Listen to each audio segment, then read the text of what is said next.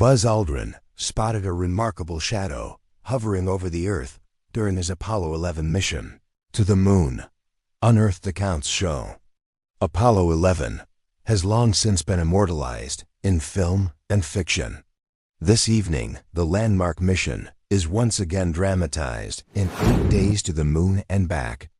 The documentary will feature declassified cockpit audio recorded by the astronauts on board, Neil Armstrong, Edwin "Buzz" Aldrin, and Michael Collins, as well as cutting-edge digital effects.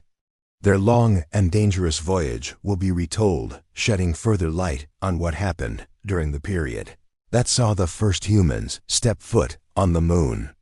Last month, the feat celebrated its 52nd anniversary, marking the beginning of a ramped-up space race between the U.S. and Soviet Russia. The mission cemented the Americans' dominance in that arena. Excerpts from the Apollo 11 tapes include one where Mr. Aldrin described what he can see from the command module spacecraft. During the journey, the crew kept an open line of communication with NASA's Mission Control in Texas, relaying their whereabouts and condition. All of the conversations were logged, stored, and digitized by NASA for analysis later on. The Earth, rapidly shrinking, came into view. To Mr. Aldrin, continents were mere millimeters away. And of course, everything's getting smaller and smaller as time goes on. Looking out over Africa, Europe, and the Middle East, he spotted a shadow hovering near the Afghanistan-Pakistan border. He said, "Houston, Apollo 11, we've got the continent of Africa right facing toward us right now. The Mediterranean is completely clear. The sun looks like it's about to set around Madagascar. The equatorial belt of Africa stands out quite clearly. We're seeing a dark green or a muddy-colored green compared to the sandier colors of the southern tip of Africa and, of course, the Sahara, northern coast of Africa.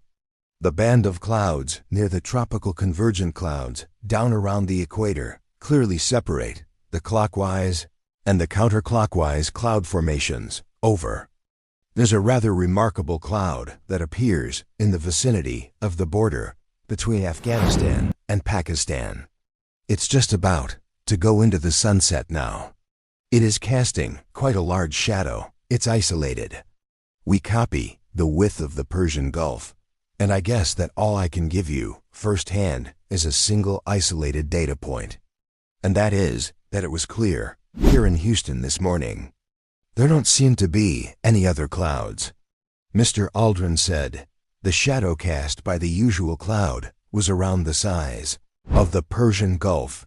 Bruce McCandless, an astronaut communicating with Apollo 11, replied, "Okay, but it would take 6 hours of preparations until they left their Eagle Lunar Module on July 21st.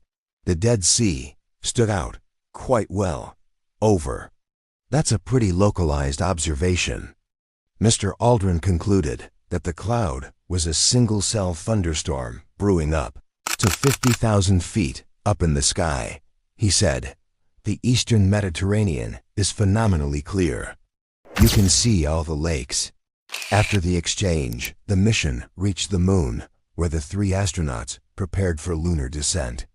Mr. Armstrong and Mr. Aldrin landed on July 20th. They went on to spend more than 21 hours on the Moon. The 3 pioneers were awarded the Presidential Medal of Freedom by President Richard Nixon upon returning to the Earth.